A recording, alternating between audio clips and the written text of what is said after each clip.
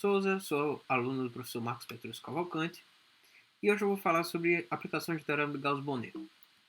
Esse teorema é muito importante porque em uma de suas formas ele vai conectar a geometria com a topologia de uma forma bem elegante. De um lado a gente vai ter a integral sobre a curvatura gaussiana, que é um elemento da geometria intrínseca da superfície, e do outro lado a gente vai ter um múltiplo da característica de Euler, que é um invariante topológico. Além disso, a gente vai conseguir alguns corolários que são muito bonitos. Nós primeiro vamos precisar da derivada covariante, isso é, a derivada de um campo diferenciável de vetores sobre uma curva parametrizada projetada sobre o plano tangente. Um campo de vetores ao longo de uma curva parametrizada é chamado paralelo se sua derivada covariante é igual a zero em todo o domínio da curva. E uma curva ela é dita ser geodésica se seu campo de vetores tangente é paralelo ao longo da curva. Suponha que um campo diferenciável seja unitário ao longo de uma curva parametrizada. Portanto, sua derivada covariante será dada por um múltiplo do produto vetorial do vetor normal da superfície com o próprio campo. Assim, essa função será chamada de valor algébrico da derivada covariante.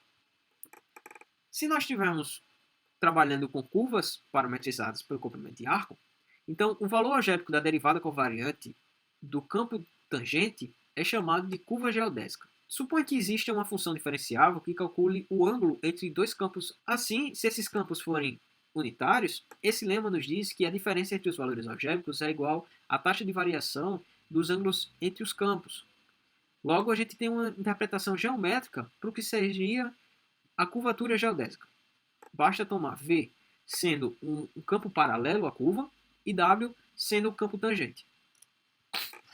Assim, nós temos a seguinte proposição. Ela nos permite calcular o valor algébrico de alguns campos. Para isso, nós precisamos de uma parametrização ortogonal e de um campo de vetor unitário. Logo, segue do lema anterior esta fórmula. Nós vamos definir o que seria uma região simples de uma superfície orientada. Isto é, um subconjunto da superfície homeomorfo a um disco e cuja fronteira é um traço de uma curva parametrizada, simples, fechada e regular por partes. Isso quer dizer que, se nós tomarmos uma parametrização sobre o domínio, cada intervalo gerado será uma curva regular, certo? Então, nós podemos ver agora o teorema local de Gauss-Bonnet. Esse teorema ele decorre da proposição passada e do teorema de índice de rotação. Ele afirma mais ou menos que a variação total do ângulo do vetor tangente com a direção dada mais os ângulos externos é igual a 2π. A nossa versão local do teorema fala sobre uma parametrização ortogonal de uma superfície orientada e uma região simples. Então, com a devida anotação do enunciado, então vale essa última igualdade.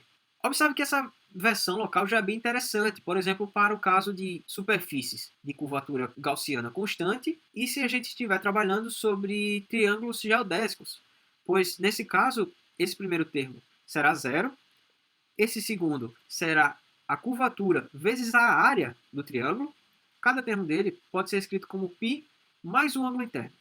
Logo, nesse caso, vamos ter que a curvatura vezes a área do triângulo é igual à soma dos ângulos internos menos π. E vamos considerar alguns casos. No plano, nós sabemos que a curvatura gaussiana é igual a zero. Então, segue para qualquer triângulo que a soma dos ângulos internos é igual a π. Na esfera de raio R, onde a curvatura gaussiana é 1 sobre r ao quadrado, temos que as geodésicas são os grandes círculos. E ainda a área formada por um triângulo geodésico é dada por r ao quadrado mais a soma dos ângulos internos menos π. E essa parte aqui tem que ser positiva. Logo, a soma dos ângulos internos de um triângulo geodésico na esfera é maior que π. E o que acontece ao contrário na pseudosfera, que onde nós temos que a curvatura gaussiana é menos 1. Agora vamos para a forma global do teorema. Vamos precisar definir triangulações. Nada mais são que uma família finita de triângulos, cuja a interseção de quaisquer dois triângulos distintos seja um vértice ou uma aresta em comum. Tá? Além disso, para cada triangulação, vamos adotar um valor. Esse valor será chamado de característica de Euler. Ele será dado pelo número de faces menos o número de arestas mais o número de vértices. Por exemplo, isso aqui é uma triangulação do toro, onde a gente consegue calcular que a característica de Euler nele é zero. E de modo análogo, nós podemos calcular a característica de Euler na esfera, que é 2. Aqui nós temos duas afirmações topológicas sem prova nenhuma. Elas serão úteis para a demonstração do teorema global, mas como eu não vou demonstrá-lo, vou apenas comentá-las. A primeira, ela fala sobre a existência de uma triangulação para uma região regular. A segunda fala que a triangulação não importa para determinar a característica de Euler. Na região regular, a característica de Euler se mantém a mesma. Por fim, nós temos o teorema de Gauss-Bonnet em sua versão global. As nomenclaturas se parecem com o caso anterior, e de fato nós podemos reobtê-lo observando que a característica de Euler de uma região simples é igual a 1. Um corolário interessante desse teorema é quando nós consideramos a superfície compacta, onde a região tem fronteira vazia. É um resultado bem impressionante.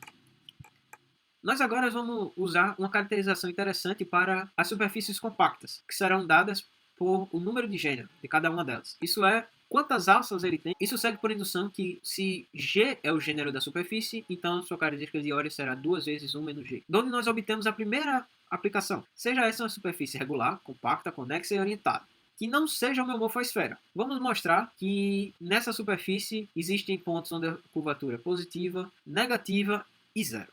Como ela é compacta, ela admite um ponto elíptico. Isso aqui ela é positiva, onde a curvatura é positiva. Por outro lado, o teorema de Gauss-Bonnet nos diz que a integral da curvatura gaussiana é igual a 2 vezes π vezes a característica de Euler dessa superfície. Vai ser menor ou igual a zero. Logo, não devemos ter curvatura positiva em toda a superfície, né? Portanto, deve existir um ponto onde a curvatura é negativa. Logo, pelo teorema do valor intermediário, deve existir um ponto onde a curvatura é zero. Outra aplicação é a seguinte. Seja essa uma superfície compacta, orientável e homeomorfa uma esfera. Vamos definir a energia de Wilmot como a integral do quadrado da curvatura média sobre a superfície. Então, para a desigualdade das médias, a gente tem que o quadrado da curvatura média é maior ou igual que a curvatura gaussiana. Daí segue do teorema do Gauss-Bonnet que a energia de Wilmot tem que ser maior que 2 vezes π vezes a característica de S. Mas como nós temos que S é homeomorfo a uma esfera, então a característica de S tem que ser 2. Logo, a energia de Wilmot é limitada inferiormente por 4π. Além disso, a igualdade vai ocorrer quando as curvaturas principais serão iguais, né? Em todo S. Logo, em todo ponto de S é umbilical. Mas como o S não pode ser um plano, logo segue que S está contido numa esfera. Outra aplicação se dá por meio das superfícies mínimas. Lembre que no corolário, nós utilizamos o fato da superfície ser compacta. Logo, nem nos preocupamos se a integral da curvatura sobre a superfície iria convergir ou não. Porém, se nós retirarmos essa hipótese, é capaz dessa integral não convergir.